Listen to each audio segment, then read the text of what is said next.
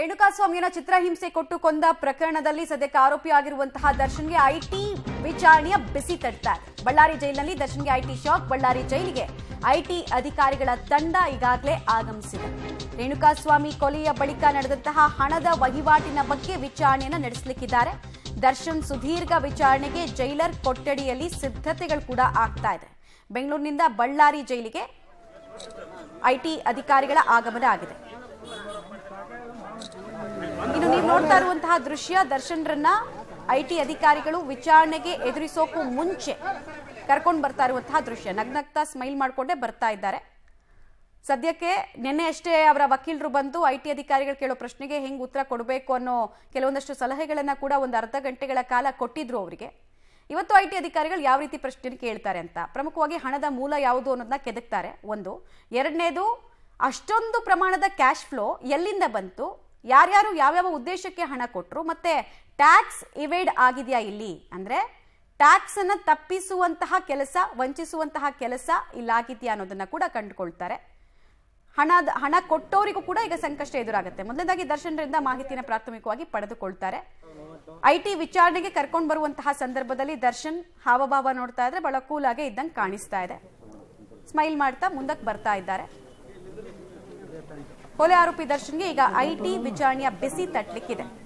ಸಾಮಾನ್ಯವಾಗಿ ಐಟಿ ಅಧಿಕಾರಿಗಳು ಯಾವ ಸಂದರ್ಭದಲ್ಲಿ ವಿಚಾರಣೆಯನ್ನು ನಡೆಸ್ತಾರೆ ಅಂದ್ರೆ, ಗಳಿಸಿದ ಆದಾಯಕ್ಕೂ ಘೋಷಿಸಿದ ಆದಾಯಕ್ಕೂ ವ್ಯತ್ಯಾಸ ಕಂಡು ಬಂದ್ರೆ ಅಂತವರನ್ನ ವಿಚಾರಣೆಗೆ ಒಳಪಡಿಸ್ತಾರೆ. ಅಥವಾ ಅಪಾರ ಪ್ರಮಾಣದ ಕ್ಯಾಶ್ ರೈಡ್ನ ಸಂದರ್ಭದಲ್ಲಿ ಪತ್ತೆಯಾದಾಗ ಆ ಹಣದ ಮೂಲ ಯಾವುದು, ಹಣ ಕೊಟ್ಟವರು ಯಾರು, ಅವ್ರದ್ದು ಆದಾಯ ಹೆಂಗೆ, ಇವ್ರಿಗೆ ಯಾಕೆ ಹಣ ಕೊಟ್ರು, ಅದು ಕ್ಯಾಶ್ನಲ್ಲಿ ಯಾಕೆ ಟ್ರಾನ್ಸಾಕ್ಷನ್ ಆಗಿದೆ, ಬ್ಯಾಂಕ್ ಟ್ರಾನ್ಸಾಕ್ಷನ್ ಯಾಕೆ ಆಗಿಲ್ಲ, ಅನೇಕ ಪ್ರಶ್ನೆಗಳು ಕೇಳ್ತಾರೆ. ಸಿನಿಮಾಗೆ ಅಂತಾನೆ ಕೊಟ್ಟಿದ್ರು, ಇಷ್ಟೊಂದು ಹಣವನ್ನು ಕ್ಯಾಶ್ನಲ್ಲಿ ತೆಗೆದುಕೊಳ್ಳೋದಕ್ಕೆ ಉದ್ದೇಶ ಏನು, ರೆಮ್ಯುನರೇಷನ್ ಎಷ್ಟು, ಟ್ಯಾಕ್ಸ್ ಎಷ್ಟು ಪೇ ಮಾಡ್ತಾ ಇದ್ದೀರಾ, ಈ ಹಣನ ಕ್ಯಾಶಲ್ಲಿ ಯಾಕೆ ತಗೊಂಡ್ರಿ, ಈ ಥರ ಅನೇಕ ಪ್ರಶ್ನೆಗಳನ್ನ ಕೇಳಲಿಕ್ಕಿದ್ದಾರೆ. ಮತ್ತು ಸಾಕ್ಷ್ಯನಾಶದ ವಿಚಾರದಲ್ಲಿ 30 ಲಕ್ಷ ಹಣ ಹಾರ್ಡ್ ಕ್ಯಾಶು ಒಂದ್ ಕಡೆ ಸಿಕ್ತು, ಒಂದ್ ಜಾಗದಲ್ಲಿ ಸಿಕ್ತು. ಇನ್ನೊಂದು, ದರ್ಶನ್ ಮನೆಯನ್ನ ರೇಡ್ ಮಾಡಿದಾಗ್ಲೂ ಕೂಡ ಸಾಕ್ಷಿಗಳನ್ನ ಸಂಗ್ರಹ ಮಾಡೋದಕ್ಕೆ ಅಂತ ಆಗ್ಲೂ ಕೂಡ ಅಪಾರ ಪ್ರಮಾಣದ ಕ್ಯಾಶ್ ಅವರ ಮನೆಯಲ್ಲಿ ಇದ್ದಿದ್ದು ಪತ್ತೆ ಆಯಿತು. ಜೊತೆಗೆ ಇತರೆ ಆರೋಪಿಗಳಿಗೂ ಕೂಡ ಹಣ ಸಂದಾಯ ಆಗಿದ್ದು ಗೊತ್ತಾಗಿದೆ. ಸೊ ಯಾರ್ಯಾರು ದುಡ್ಡನ್ನು ಕೊಟ್ಟಿದ್ರು ಅವರಿಗೂ ಕೂಡ ಇವರ ಹೇಳಿಕೆಯ ಮುಖಾಂತರ ನೋಟಿಸ್ ಅನ್ನ ಕೊಡೋದಕ್ಕೆ ಸಿದ್ಧತೆಯನ್ನ ಮಾಡ್ಕೊಳ್ತಾ ಇದ್ದಾರೆ. ಡೀಟೇಲ್ಸ್ ಕೊಡ್ತಾರೆ. ನೇರ ಸಂಪರ್ಕದಲ್ಲಿ ಜಾಯ್ನ್ ಆಗ್ತಾ ಇದ್ದಾರೆ ಅಂಬರೀಶ್. ಐಟಿ ಅಧಿಕಾರಿಗಳ ವಿಚಾರಣೆ ಈಗ ಸ್ಟಾರ್ಟ್ ಆಗಿದೆಯಾ ಆಲ್ರೆಡಿ, ಏನ್ ಕತೆ, ಡೀಟೇಲ್ಸ್ ಏನೇನು ಸಿಗ್ತಾ ಇದೆ? ಮಮತಾ, ಈಗಾಗಲೇ ದರ್ಶನ್ ಅವರು ಅಂದ್ರೆ ಕೊಲೆ ಆರೋಪಿ ದರ್ಶನ್ ಅವರು ಐಟಿ ಅಧಿಕಾರಿಗಳ ಮುಂದೆ ಹಾಜರಾಗಿದ್ದಾರೆ. ಬಳ್ಳಾರಿ ಸೆಂಟ್ರಲ್ ಜೈಲು ಅಧಿಕಾರಿಗಳ ಅಂದ್ರೆ ಅಧೀಕ್ಷಕರ ಕೋಣೆಯಲ್ಲಿ ಇದೀಗ ದರ್ಶನ್ ಅವರಿಗೆ 5 ಜನ ಐಟಿ ಅಧಿಕಾರಿಗಳ ತಂಡದಿಂದ ಡ್ರಿಲ್ ನಡೆಸಲಾಗ್ತಾ ಇದೆ. ಪ್ರಮುಖವಾಗಿ ಈ ರೇಣುಕಾಸ್ವಾಮಿ ಕೊಲೆ ಪ್ರಕರಣದ ನಂತರದಲ್ಲಿ ನಡೆದಿರ್ತಕ್ಕಂಥ ಬೆಳವಣಿಗೆಗಳಲ್ಲಿ ಸಾಕಷ್ಟು ಲಕ್ಷ ಹಣದ ವಹಿವಾಟಾಗಿತ್ತು. ಅದ್ರ ಜೊತೆಗೆ ಕೊಲೆ ಪ್ರಕರಣದ ಸಾಕ್ಷಿನಾಶ, ಮತ್ತೊಂದು ಕಡೆಗೆ ಬೇರೊಬ್ಬರ ಮೇಲೆ ಈ ಒಂದು ಪ್ರಕರಣ ಹೊರಿಸೋದಕ್ಕೋಸ್ಕರ ಒಂದಿಷ್ಟು ಹಣಕಾಸಿನ ವ್ಯವಹಾರ ಆಗಿತ್ತು. ಇದು ಚಾರ್ಜ್ ಶೀಟ್ ನಲ್ಲಿ ಕೂಡ ಉಲ್ಲೇಖ ಆಗಿತ್ತು. ಇದೇ ಕಾರಣಕ್ಕೋಸ್ಕರ ಇದೀಗ ಐಟಿ ಅಧಿಕಾರಿಗಳು ನ್ಯಾಯಾಲಯದ ಪರ್ಮಿಷನ್ ಅನ್ನು ತೆಗೆದುಕೊಂಡು ಈಗ 2 ದಿನಗಳ ಕಾಲ ದರ್ಶನ್ ಅವರಿಗೆ ಡ್ರಿಲ್ ಮಾಡ್ತಾರೆ. ಅಂದ್ರೆ ಪ್ರಮುಖವಾಗಿ ದರ್ಶನ್ ಅವರಿಗೆ ಈ ಒಂದು ಹಣದ ಮೂಲ ಯಾವುದು, ಹಣ ಎಲ್ಲಿಂದ ಬಂತು, ಮತ್ತೆ ಇದನ್ನ ಎಲ್ಲಿಂದ ಎಲ್ಲಿಗೆ ಸಾಗಿಸಿದ್ರಿ ಅನ್ನುವಂತ ರೀತಿಯಲ್ಲಿ ಈಗಾಗಲೇ ಸಾಕಷ್ಟು ಪ್ರಶ್ನಾವಳಿಗಳನ್ನ ಐಟಿ ಅಧಿಕಾರಿಗಳು ಸಿದ್ಧಪಡಿಸಿಕೊಂಡಿದ್ರೆ ಆ ಎಲ್ಲ ಅಂಶಗಳನ್ನ ಮುಂದಿಟ್ಕೊಂಡು ಆ ದರ್ಶನ್ ಅವ್ರಿಗೆ ಪ್ರಶ್ನೆಗಳನ್ನ ಮಾಡ್ತಾರೆ. ಅದ್ರ ಜೊತೆಗೆ ದರ್ಶನ್ ಅವ್ರಿಗೆ ಅಂದ್ರೆ ಐಟಿ ಅಧಿಕಾರಿಗಳು ಪ್ರಶ್ನೆ ಕೇಳಿದಂತ ಸಂದರ್ಭದಲ್ಲಿ ದರ್ಶನ್ ಅವರು ಅದಕ್ಕೆ ಉತ್ತರ ಕೊಟ್ಟಾದ್ಮೇಲೆ ಮತ್ತೆ ಅದಕ್ಕೆ ಪೂರಕ ದಾಖಲೆಗಳನ್ನು ಒದಗಿಸೋದಕ್ಕೋಸ್ಕರ ಇದೀಗ ದರ್ಶನ್ ಅವರ ಪರ ಆಡಿಟರ್ ಕೂಡ ಈಗಾಗಲೇ ಬಳ್ಳಾರಿ ಸೆಂಟ್ರಲ್ ಜೈಲ್ ಇದ್ದಾರೆ. ಅಂದ್ರೆ ಅವರ ಸಮ್ಮುಖದಲ್ಲಿ ಒಂದು ವಿಚಾರಣೆ ಕೂಡ ನಡೆಯುತ್ತೆ. ಪ್ರಮುಖವಾಗಿ ಈ ಒಂದು ಅಂದ್ರೆ ಕೊಲೆ ಪ್ರಕರಣದ ನಂತರದಲ್ಲಿ ನಡೆದಿರ್ತಕ್ಕಂಥ ಹಣಕಾಸಿನ ವ್ಯವಹಾರಕ್ಕೆ ಸಂಬಂಧಪಟ್ಟಂತೆ ಸಾಕಷ್ಟು ಪ್ರಶ್ನಾವಳಿಗಳನ್ನು ಈಗಾಗಲೇ ಐಟಿ ಅಧಿಕಾರಿಗಳು ಸಿದ್ಧಪಡಿಸಿಕೊಂಡಿದ್ದಾರೆ. ಎಲ್ಲಾ ಅಂಶಗಳನ್ನ ಮುಂದಿಟ್ಕೊಂಡು ಇದೀಗ ದರ್ಶನ್ ಅವರ ವಿಚಾರಣೆಯನ್ನು ಕೂಡ ನಡೆಸಲಿದ್ದಾರೆ. ಮಮತಾ, ಇನ್ನು ಇದೇ ಪ್ರಕರಣಕ್ಕೆ ಸಂಬಂಧಪಟ್ಟಂತೆ ದರ್ಶನ್ ಆಡಿಟರ್ ಮತ್ತೆ ಇತರರಿಗೆ ಅಂದ್ರೆ ಅವರಿಗೆ ಹಣವನ್ನ ಯಾರ್ಯಾರು ಕೊಟ್ಟಿದ್ರು ಅವರೆಲ್ಲರಿಗೂ ಕೂಡ ನೋಟಿಸ್ ಕೊಡೋ ಕೆಲಸ ಆಗತ್ತಾ?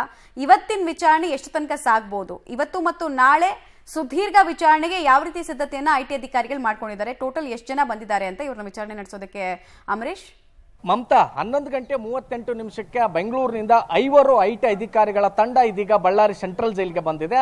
ಇದೇ ಕಾರಣಕ್ಕೋಸ್ಕರ ದರ್ಶನ್ ಅವರಿಗೆ ಒಂದಿಷ್ಟು ಪ್ರಶ್ನೆಗಳನ್ನ ಕೇಳ್ತಾರೆ, ಆ ಮೂಲಕ ವಿಚಾರಣೆಯನ್ನ ಮಾಡ್ತಾರೆ. ಅದಾದ್ಮೇಲೆ ದರ್ಶನ್ ಅವರಿಂದ ಸಿಕ್ಕಿರ್ತಕ್ಕಂಥ ಉತ್ತರಗಳ ಆಧಾರದ ಮೇಲೆ ಮತ್ತೆ ಯಾರಿಗೆ ನೋಟಿಸ್ ಅನ್ನು ಕೊಡಬೇಕು, ಈ ಹಣವನ್ನ ತಲುಪಿಸಿದವರು ಯಾರು ಅನ್ನುವಂತ ರೀತಿಯಲ್ಲಿ ಕೂಡ ಸಾಕಷ್ಟು ವಿಚಾರಣೆ ನಡೆಸ್ತಾರೆ. ಮತ್ತು ಅವರು ಆಡಿಟರ್ ಕೊಟ್ಟಿರ್ತಕ್ಕಂಥ ದಾಖಲೆಗಳನ್ನು ಸಹಿತ ತೆಗೆದುಕೊಂಡು ತದನಂತರದಲ್ಲಿ ಈ ಪ್ರಕರಣದಲ್ಲಿ ಬೇರೆ ಯಾರಿಗಾದ್ರೂ ಸಹಿತ ಅಂದ್ರೆ ನೋಟಿಸ್ ಅನ್ನು ಕೊಡಬಹುದಾ, ಅವ್ರನ್ನೂ ಕೂಡ ವಿಚಾರಣೆಗೆ ಕರಿಬಹುದಾ ಅನ್ನುವಂತ ರೀತಿ ರೀತಿಯಲ್ಲಿ ಚರ್ಚೆಗಳು ಕೂಡ ಆಗುತ್ತೆ. ಅಂದ್ರೆ ಪ್ರಮುಖವಾಗಿ ಇವತ್ತು ಮತ್ತೆ ನಾಳೆ 2 ದಿನಗಳ ಕಾಲ ದರ್ಶನ್ ಅವರ ವಿಚಾರಣೆ ನಡೆಯುತ್ತೆ. ಒಂದು ವೇಳೆ ಇವತ್ತೇ ಐಟಿ ಅಧಿಕಾರಿಗಳಿಗೆ ಬೇಕಾಗಿರ್ತಕ್ಕಂಥ ಒಂದಿಷ್ಟು ಏನು ಮಹತ್ವದ ದಾಖಲೆಗಳೇನಾದ್ರೂ ಸಿಕ್ಕರೆ ಬಹುಶಃ ಇವತ್ತಿಗೆ ಒಂದು ವಿಚಾರಣೆನ ಮುಕ್ತಾಯಗೊಳಿಸಬಹುದು. ಒಂದು ವೇಳೆ ಆ ರೀತಿಯ ಪೂರಕ ಅಂಶಗಳು ಸಿಗದೇ ಇದ್ರೆ ಮತ್ತೆ ನಾಳೆಯೂ ಸಹಿತ ಆರೋಪಿ ದರ್ಶನ್ ಅವರನ್ನ ವಿಚಾರಣೆ ಮಾಡತಕ್ಕಂಥ ಸಾಧ್ಯತೆ ಇದೆ. ಬಹುತೇಕ ಕೊಲೆ ಪ್ರಕರಣದಲ್ಲಿ ಇನ್ನೇನು ಜಾಮೀನು ಸಿಕ್ಬಿಡುತ್ತೆ ಅನ್ನುವಂತ ಆತ್ಮವಿಶ್ವಾಸದಲ್ಲಿದ್ದಂತ ಕೊಲೆ ಆರೋಪಿ ದರ್ಶನ್ಗೆ ಬಹುತೇಕ ಇವತ್ತಿನ ಈ ಒಂದು ಐಟಿ ವಿಚಾರಣೆ ಸಂಕಷ್ಟ ತೊಂದೊಡ್ಡಬಹುದಾದಂತ ಸಾಧ್ಯತೆಗಳು ಹೆಚ್ಚಾಗಿದೆ. ಯಾಕಂದ್ರೆ ಇವತ್ತು ವಿಚಾರಣೆ ತದನಂತರದಲ್ಲಿ ಏನಾದ್ರೂ ಮತ್ತಷ್ಟು ಬೇರೆ ಬೇರೆಯವರ ಹೆಸರು ಕೇಳಿ ಬಂದ್ರೆ ಅವ್ರಿಗೂ ಕೂಡ ಐಟಿ ಅಧಿಕಾರಿಗಳು